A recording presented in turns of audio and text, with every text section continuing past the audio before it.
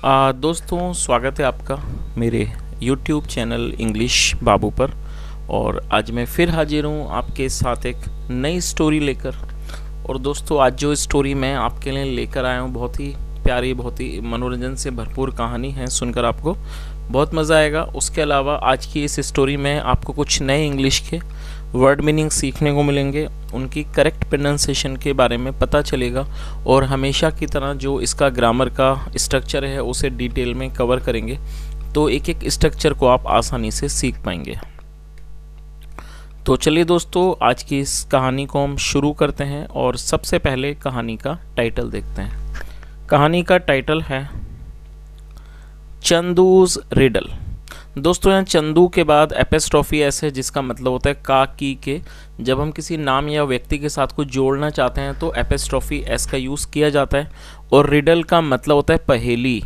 Chandu's riddle मतलब कि चंदू की पहेली। तो दोस्तों ये आज की इस कहानी का टाइटल है, शीर्षक है। और अब मैं इसे पढ़ना शुरू करता हूँ। आप लोगों से रिक्वेस्ट है कहानी को बिल्कुल ध्यान से सुनें और यदि आज की स्टोरी आपको अच्छी लगे तो आप इसे लाइक भी ज़रूर करें। तो चलिए इसको शुरू करते हैं। Chandu a rich land owner and a friend of Tenali Raman was dying in the village of Umattur. क्या मतलब हुआ दोस्तों? ये जो वाक्य है ये पास्ट कॉन्टिन्यूस का वाक्य है। पास्ट कॉन्टिन्यूस का मतलब होता है जहां हम ये दिखाते हैं पास्ट में कोई क्रिया चल रही थी, हो रही थी, जहां वॉज या वर्ब का प्रयोग हेल्पिंग वर्ब के रूप में किया जाता है, साथ में फोर्थ फॉर्म लगाई जाती है। डाई का मतलब होता है मरना। तो इस लाइन का क्या अर्थ निकला? Chandu a rich land owner, मतलब जो चंदू था अ रिच लैंड ओनर मतलब एक अमीर जमींदार, and A friend of Tenali Raman और एक तेनाली रमन का एक दोस्त, वॉज डाइंग उसकी मृत्यु हो रही थी, इन द विलेज ऑफ उम्मटूर, उम्मटूर गांव में उसकी मृत्यु हो रही थी। बिफोर डाइंग, बिफोर मतलब पहले, बिफोर डाइंग मतलब कि मरने से पहले, he called his 3 sons and told them to dig under his bed after he had passed away. और दोस्तों ये जो वाक्य है ये पास्ट इंडेफिनिट का अफर्मेटिव वाक्य है, जहां सब्जेक्ट के बाद वर्ब की सेकंड फॉर्म का प्रयोग किया जाता है। कॉल का मतलब बुलाना, पुकारना, सेकंड फॉर्म में कॉल्ड। तो इसका क्या अर्थ हुआ? बिफोर डाइंग मतलब कि मरने से पहले, ही कॉल्ड हिज 3 सन्स उसने अपने 3 बेटों को बुलाया, एंड टोल्ड देम और उनको कहा, टू डिग, डिग का मतलब होता है खोदना, खोदने को कहा, अंडर हिज बेड अपने बेड के नीचे खोदने को कहा, after he had passed away मतलब अपने after he had passed away मतलब जब वह गुजर जाए, जब उसकी मृत्यु हो जाए उसके बाद उसने उनको खोदने को कहा। पास अवे का मतलब होता है मृत्यु होना। चलिए आगे देखिए। The 3 sons did as their father had told them and dutifully dug under the bed. और दोस्तों ये जो वाक्य है ये भी पास्ट इंडेफिनिट का अफर्मेटिव वाक्य है। डू मतलब करना और सेकंड फॉर्म में did. The 3 sons did as their father had told them मतलब कि तीनों बेटों ने वैसा किया जैसा उनके पिता ने उन्हें करने को कहा था। और दोस्तों यहाँ हेड के साथ थर्ड फॉर्म का यूज़ किया गया, तो ये पास्ट परफेक्ट का वाक्य है। पास्ट परफेक्ट में जब हम कोई वाक्य बनाते हैं तो वहाँ हेड के साथ वर्ब की थर्ड फॉर्म का प्रयोग किया जाता है। तो इस पूरी लाइन का क्या अर्थ निकला कि जो तीनों बेटे थे उन्होंने वैसा ही किया जैसा उनके पिता ने उन्हें करने को कहा था। And dutifully dug under the bed, और ये डिग की सेकंड फॉर्म है, डिग मतलब खोदना, सेकंड फॉर्म डग। और दोस्तों ड्यूटीफुली का मतलब होता है कर्तव्यनिष्ठ रूप से, ये एक एडवर्ब है। तो उन्होंने अपने कर्तव्य निष्ठा के साथ उन्होंने बेड के नीचे, अंडर मतलब नीचे, बेड के नीचे उन्होंने खोदा। आगे देखिए। They looked surprised at the things they found. Look surprise का मतलब हैरान लगना, हैरान होना।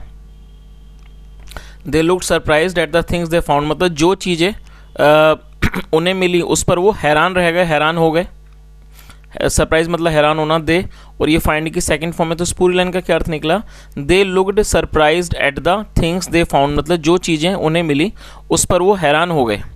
There were 3 pots one below the other.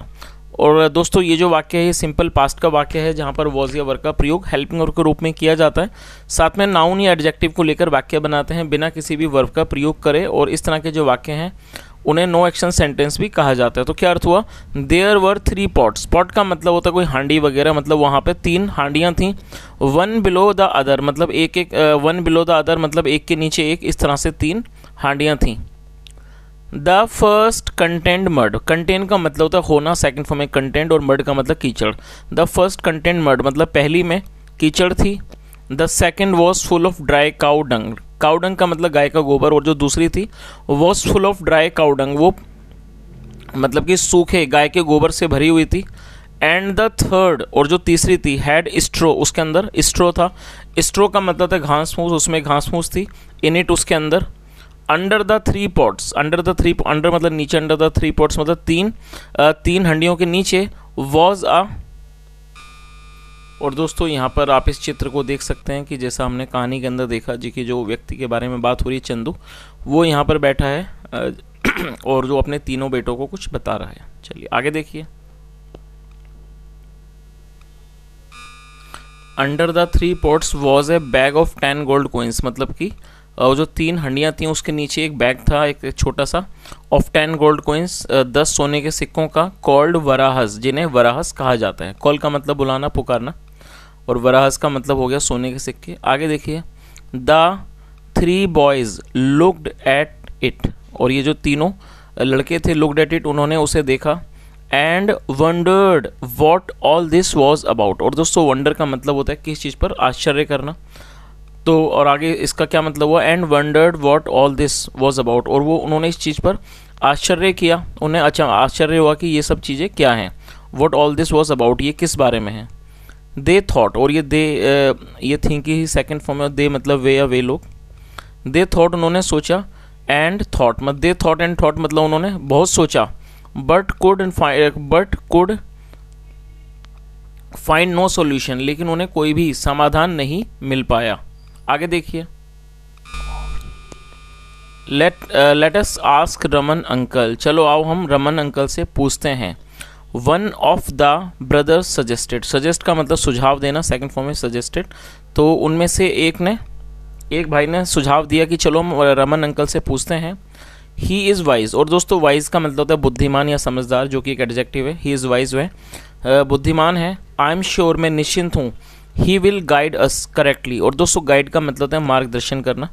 और ये जो वाक्य है ये फ्यूचर इंडेफिनिट का वाक्य है, जहाँ पर विल का यूज़ हेल्पिंग वर्ब के रूप में किया गया। तो उसने आगे क्या कहा, आई एम श्योर, मैं निश्चिंत हूँ। He will guide us correctly, वह हमें सही से, ठीक से हमारा मार्गदर्शन करेंगे। चलिए आगे देखिए।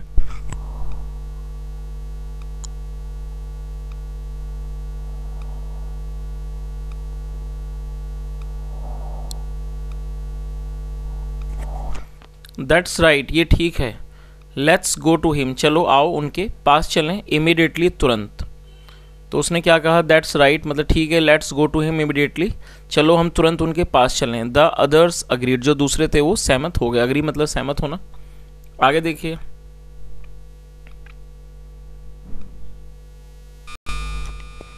सो इसलिए they went to Tenali Raman's house, और ये गो की सेकंड फॉर्म में वेंट, और ये भी पास्ट इंडेफिनिट का अफर्मेटिव वाक्य है। सो इसलिए they went to Tenali Raman's house, वो तेनाली रमन के घर चले गए। And placed their problem before him, दोस्तों प्लेस का मतलब होता है रख देना, सेकंड फॉर्म में प्लेस्ड, और देयर मतलब अपनी, और बिफोर का मतलब पहले, और यहाँ इसका मतलब है सामने। तो बिफोर का यूज़ सामने के लिए भी होता है। तो इस पूरी लाइन का क्या अर्थ निकला कि so they went to Tenali Raman's house, इसलिए वो तेनाली रमन के घर चले गए। And placed their problem before him, और उनके सामने अपनी समस्या उन्होंने रख दी। What do you think this is all about, उन्होंने क्या पूछा, what do you think this is all about, आपको क्या लगता है कि ये किस बारे में है uncle. Did our father tell you anything, और दोस्तों ये जो वाक्य है ये पास्ट इंडेफिनिट का इंट्रोगेटिव सेंटेंस है, और आपको इस स्ट्रक्चर को याद रखना है, चाहे तो आप नोट भी कर सकते हैं। यदि आप पास्ट इंडेफिनिट में कोई भी वाक्य बनाते हैं जिसकी शुरुआत क्या से होगी, तो वहाँ पर आपको सबसे पहले डिड लिखना है हेल्पिंग ऑफ के रूप में, उसके बाद सब्जेक्ट। तो यहाँ पर ये जो आर फादर है ये सब्जेक्ट के रूप में यूज़ किया गया है। तो सबसे पहले डिड, उसके बाद सब्जेक्ट, और सब्जेक्ट के बाद आपको वर्ब की फर्स्ट फॉर्म लगानी है। तो ये जो है ये पास्ट इंडेफिनेट का इंट्रोगेटिव सेंटेंस बनाने का स्ट्रक्चर है। तो आप इसे नोट कर लीजिए। और यहाँ पर मैं आपको एक पहले इसको ट्रांसलेट कर लेते हैं, फिर मैं आपको एक सेंटेंस देता हूँ। तो क्या अर्थ हुआ? Did our father tell you anything? They asked, उन्होंने पूछा, did our father tell you anything? क्या हमारे पिता ने आपको कुछ बताया? तो दोस्तों यहाँ पर मैं आपको एक छोटा सा सेंटेंस देना चाहूँगा, 2-3, ताकि आप उन्हें बनाएं और उन्हें कमेंट सेक्शन में बताएं। पहला वाला वाक्य लिखिए आप, क्या राजू ने पत्र लिखा? तो पहला वाला वाक्य यह है कि क्या राजू ने पत्र लिखा, इंट्रोगेटिव है। दूसरा वाक्य लिखिए, क्या उसने खाना पकाया? दूसरा वाक्य लिख लीजिए आप, क्या उसने खाना पकाया। और तीसरा वाक्य है, क्या आपने उसे पढ़ाया? मैं रिपीट कर देता हूं, तीसरा वाक्य, क्या आपने उसे पढ़ाया? तो दोस्तों इस तरह से मैंने आपको 3 सेंटेंस दिए हैं और ये तीनों के तीनों सेंटेंस पास्ट इंडेफिनिट के इंट्रोगेटिव सेंटेंस है। और जहां पर आपको याद रखना है कि आपको यहाँ डिड का यूज़ करना है, उसके बाद सब्जेक्ट, और आपको वर्ब की फर्स्ट फॉर्म लगानी है। यहाँ पर आपको सेकंड फॉर्म नहीं लगानी है, क्योंकि जब हम किसी भी वाक्य में डिड लगा देते हैं तो हमें फिर सेकंड फॉर्म लगाने की कोई ज़रूरत नहीं है, हमें वहाँ फर्स्ट फॉर्म लगानी होती है। चलिए आगे देखिए। नो, नहीं। तो यहाँ तक हमने देख लिया था। उन्होंने उनसे पूछा कि क्या हमारे पिता ने आपको कुछ बताया? उन्होंने पूछा। नो, नहीं, ही डिड नॉट, उन्होंने नहीं बताया। रिप्लाइड रमन ने जवाब दिया। I had known your father for years. दोस्तों यहाँ देखिए हैड के साथ थर्ड फॉर्म लगाई गई है, ये नो की थर्ड फॉर्म है नॉन। ये पास्ट परफेक्ट का वाक्य है। आपको ये चीज़ याद रखनी है कि जब आप कोई ऐसा वाक्य बनाते हैं जहाँ पर आप ये दिखाते हैं कि पास्ट में कोई क्रिया पूरी की जा चुकी थी या उसमें कोई टाइम डोनेटिंग वर्ड दिया है, जैसे यहाँ पर दिया हुआ है, समय दर्शाया गया है, तो इस तरह के वाक्यों के लोग को पास्ट परफेक्ट के माध्यम से पास्ट परफेक्ट में बनाया जाता है, जहाँ पर हेड के साथ वर्ब की थर्ड फॉर्म लगाई जाती है। तो इसका क्या मतलब हुआ? I had known your father for years, मतलब मैं आपके पिता को सालों से जानता था। He was very fond of riddles, fond of का मतलब होता है शौकीन होना, और रिडल मतलब पहेलियाँ। He was very fond of riddles मतलब वह पहेलियों के बहुत शौकीन थे। आई नो, मैं जानता हूँ। आई एम श्योर, मैं निश्चिंत हूँ। This is a riddle to मतलब भी, this is a riddle to, ये भी एक पहेली है। Give me a moment to think, मुझे एक क्षण दो सोचने के लिए। टू थिंक मतलब सोचने के लिए। The boys sat around waiting, और ये सिट की सेकंड फॉर्म है सैट, और अराउंड मतलब आसपास। The boys sat around waiting, जो लड़के थे वो इंतज़ार करते हुए आसपास बैठ गए। देन फिर सडनली अचानक, तेनाली रमन कॉल्ड आउट, जो तेनाली रमन थे उन्होंने उन्हें बुलाया। I have got it boys मतलब कि मुझे पता लग गया है। व्हाट इज़ इट, क्या है? What is it, they asked, उन्होंने पूछा। Impatient to know the answer, और इम्पेशेंट का मतलब होता है अधीर होना, बेसब्र होना, और वो बेसब्र हो गए टू नो द आंसर, जवाब को जानने के लिए। आगे देखिए।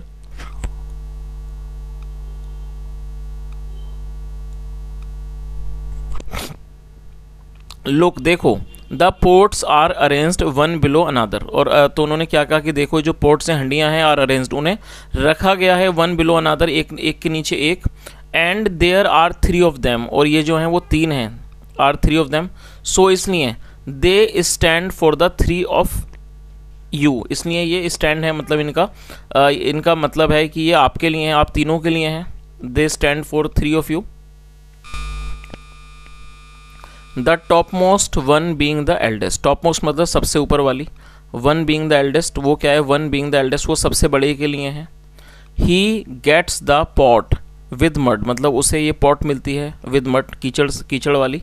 सो इसलिए the property consisting of the fields, और जो प्रॉपर्टी है, संपत्ति है, कंसिस्टिंग ऑफ द फील्ड जिसके अंदर खेत शामिल हैं, has been left to him वो उसके लिए छोड़ी गई है। और दोस्तों ये जो हैज़ बीन का स्ट्रक्चर है आप इसे नोट कर लीजिए, ये हमारा प्रेजेंट परफेक्ट का पैसिव वॉइस का वाक्य है। जब हम प्रेजेंट परफेक्ट का पैसिव वॉइस का वाक्य बनाएंगे तो वहाँ हैज़ बीन या हैव बीन के साथ वर्ब की थर्ड फॉर्म लगाई जाती है और लीव की थर्ड फॉर्म है लेफ्ट। तो इस पूरी लाइन का क्या अर्थ निकला?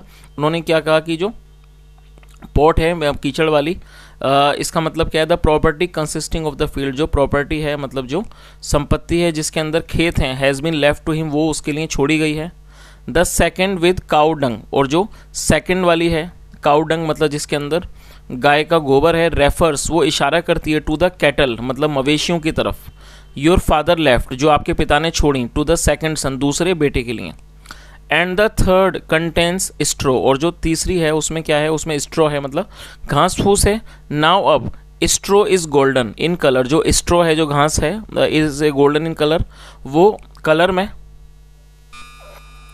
वो रंग में क्या है, वो सुनहरी है, गोल्डन है।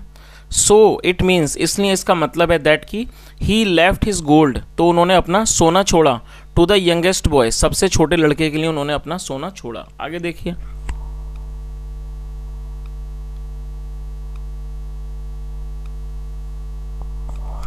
वंडरफुल, अद्भुत, you have solve the riddle. और दोस्तों ये जो वाक्य है ये प्रेजेंट परफेक्ट का वाक्य है, जहां हैज एफ के साथ थर्ड फॉर्म लगाई जाती है। सॉल्व का मतलब होता है किसी भी चीज़ को का समाधान कर देना। तो उन्होंने क्या कहा, you have solve the riddle, आपने इस पहेली को सुलझा दिया है। Set the two younger brothers, दोनों छोटे भाइयों ने कहा। बट अंकल, लेकिन अंकल। द एल्डेस्ट सेट, जो सबसे बड़ा था उसने कहा। स्टिल पजल्ड, जो अभी भी पजल्ड था, जो अभी भी भ्रमित था। What about the 10 gold coins, मतलब सोने के सिक्के जो हैं उसका क्या। For whom are they kept, वो किसके लिए रखे गए, कैप्ट का मतलब रखना।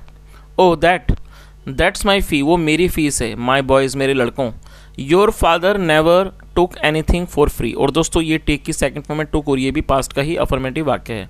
तो उन्होंने क्या कहा, your father never took anything for free, आपके पिता ने फ्री में, मुफ्त में कभी कुछ नहीं लिया। नॉट इवन माई एडवाइस, मेरी सलाह भी नहीं ली।